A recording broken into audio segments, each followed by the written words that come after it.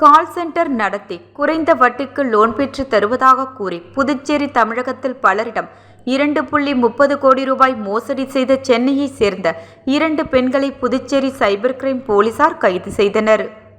புதுச்சேரி திருக்கனூரை சேர்ந்தவர் சங்கர். இவர் 2 மாதத்திற்கு முன் மொபைல் போனில் தொடர்பு கொண்ட பெண் பிரபல வங்கியிலிருந்து பேசுவதாகவும் குறைந்த வட்டியில் 50,000 முதல் 14 லட்சம் ரூபாய் வரை கடன் பெற்று தருவதாக கூறினார். அதனை நம்பிய சங்கர் கடன் பெற ஆதார், ஃபேஸ்புக் உள்ளிட்ட ஆவணங்களை அனுப்பி வைத்தார். பின்பு தொடர்பு கொண்ட அந்த பெண் 10 லட்சம் ரூபாய் கடன் பெற தகுதி உள்ளதாகவும் செயலாக்க கட்டணம் 71,000 ரூபாய் செலுத்த வேண்டுமென கூறினார். அதனை சங்கர் பல தவணைகளில் செலுத்தியுள்ளார். அதன் பிறகு அந்த பெண்ணை தொடர்பு கொள்ள முடியவில்லை. இதுகுறித்து சங்கர் அளித்த புகாரின் பேரில் Puducherry cyber crime senior SP Nithya Radhakrishnan உத்தரவின் பேரில் போலீசார் வழக்கு பதிந்து விசாரித்தனர்.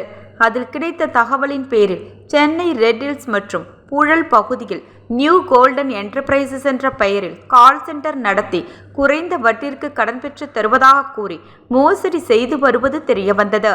அதன் பேரில் இன்ஸ்பெக்டர்கள் தியாகராஜன், கீர்த்தி தலைமையிலான தனிப்படை போலீசார் சென்னைக்கு சென்று போலி கால் சென்டர் நடத்தி பலரிடம் மோசடி செய்த சென்னை வடகரை SS பாபா நகர் மகேஸ்வரன் மனைவி சசிகலா பொன்செல்வி, சென்னை புழல் சக்திவேல் நகர் செல்வகுமார் மனைவி முனி ராதா ஆகியோரை கைது செய்தனர்.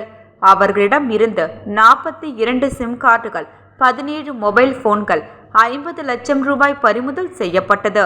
மேலும் இவர்கள் கடந்த ஓராண்டாக போலி கால் சென்டர் மூலமாக புதுச்சேரி மற்றும் தமிழகத்தில் பலரிடம் 2.30 கோடி ரூபாய் வரை மோசடியில் ஈடுபட்டுள்ளது தெரியவந்தது. இது தொடர்பாக புதுச்சேரியில் இதுவரை 50க்கும் மேற்பட்ட புகார்கள் வந்துள்ளன. கைது செய்யப்பட்ட இருவரையும் போலீசார் நேற்று முன்தினம் கோர்ட்டில் ஆஜர்படுத்தி காலப்பட்டு சிறையில் அடைத்தனர்.